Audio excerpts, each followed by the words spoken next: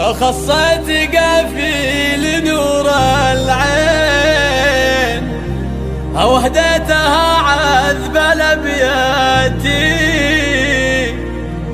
اشهد لها في الزويا الغالين وهنوها من صادق الذاتي. خصت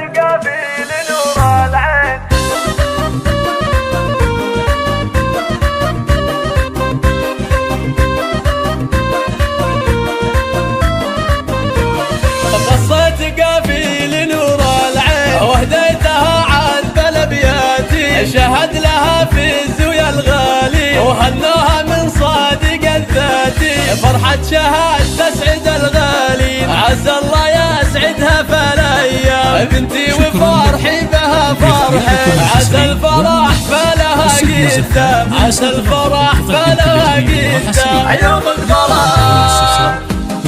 هي بنت ابو خالد المعهود بالمرجله وحي وقفتها وفي ظل ابوها عريب اساس رباها ابو خالد على الطين وطبع امها تاخذه بالزود ام خالد الطيب وصفاته ام خالد الطيب وصفاته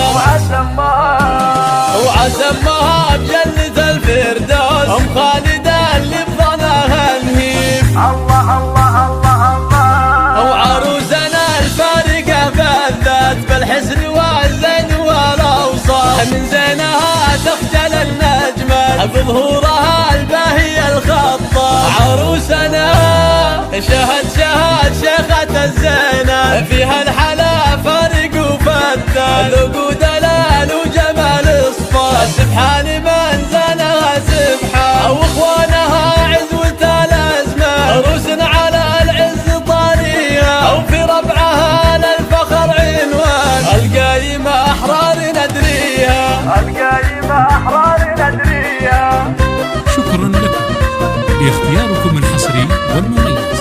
استوديو زفات لمسات غرام تقدم كل جديد وحصري للطلب والاستفسار. خصت قافي نور العين وهديتها عذب الابياتي شهد لها في الزويا الغالي وهنوها من صادق الذاتي. فرحة شهد تسعد الغالي عسى الله يسعدها فالايام بنتي وفرحي بها فرحي عسى الفرح فلها قدام عسى الفرح فلها قدام يوم الفرح.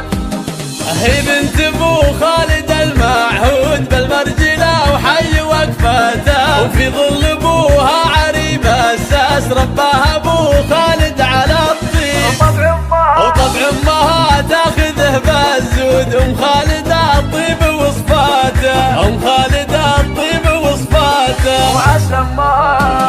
وعسى امها بجنة الفردوس ام خالد اللي بظنها الهيب. الله الله الله الله وعروسنا الفارقة بالذات بالحسن والزين والاوصاف من زينها تخجل النجمة بظهورها الباهي الخطة.